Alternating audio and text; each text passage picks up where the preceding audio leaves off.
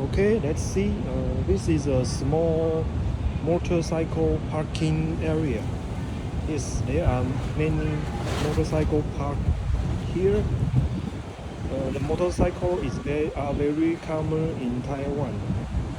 I think maybe most of the people would ride the motorcycle out. It's because in Taiwan, a motorcycle is very easier to park the motorcycle. Yes, and you can see the parking grid is very small. Yes, and it's just fit one motorcycle. Yes, because it's very easy to park the motorcycle.